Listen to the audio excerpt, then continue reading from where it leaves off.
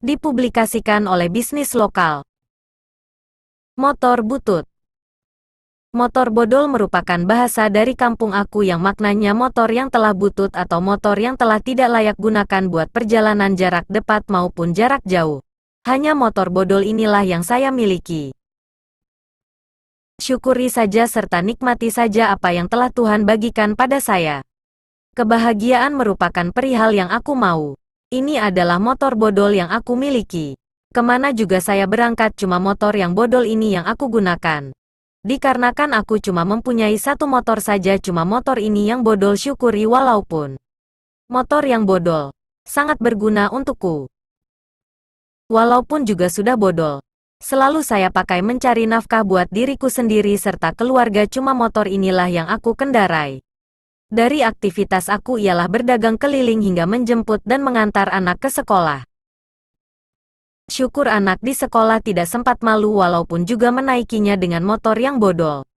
Apa juga aku seperti itu, aku yang tidak luput dari segala keterbatasan yang pantas aku syukuri seluruh nikmat dan anugerah Tuhan.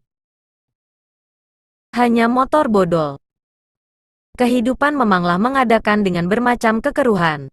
Sedangkan kita semua masih menginginkan suatu kejernihan dari bermacam kotoran serta keburukan.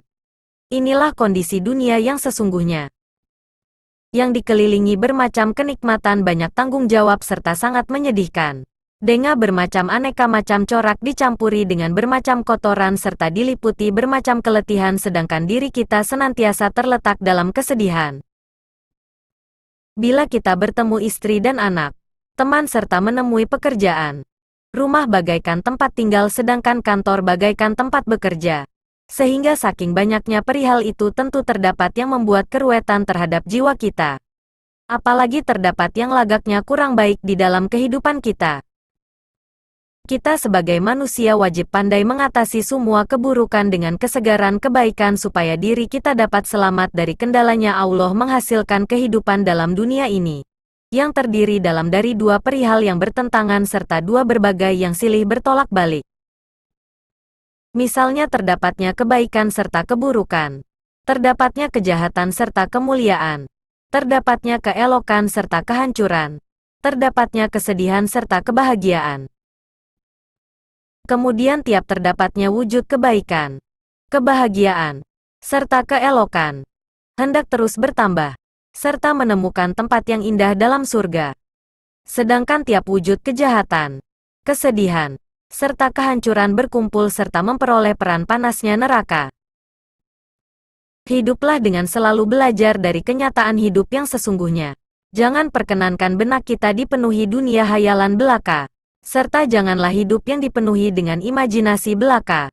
Usahakanlah mencapai dunia idealisme yang besar kemudian menerima kehidupan sebagaimana yang telah terdapatnya. Sebaiknya kita sanggup membiasakan diri guna menempuh serta mematangkan kehidupan. Seseorang teman sejati juga tidak hendak bisa sempurna bagi kehendak kita. Seseorang istri yang selalu setia tidak hendak sempat bisa sempurna menjadi seseorang yang kita inginkan. Sebab itu kita wajib belajar membiasakan dengan kehidupan. Oleh karena itu telah selayaknya kita silih menghargai dan mendekatkan diri kita untuk silih mengampuni kesalahan, silih menegaskan, serta mengambil suatu yang termudah. Setelah itu dibarengi dengan diiringi saling meninggalkan masalah yang sulit. Terkadang kita wajib pura-pura tidak tahu kesalahannya serta kadang kala pula kita wajib memaafkan kesalahan yang dinaturalkan secara kenyataan di dalam kehidupan. Insya Allah, saya pribadi dan keluarga memaafkan semua orang yang pernah menyakiti.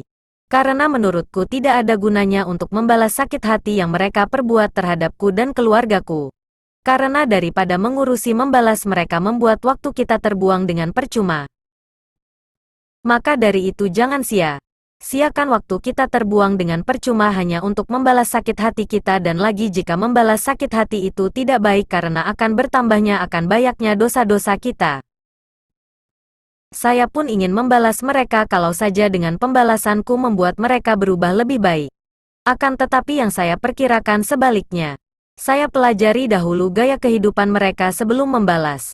Ternyata mereka tidak konsekuen dan tidak beretika, jadi percuma kalau diladeni dengan adu argumen.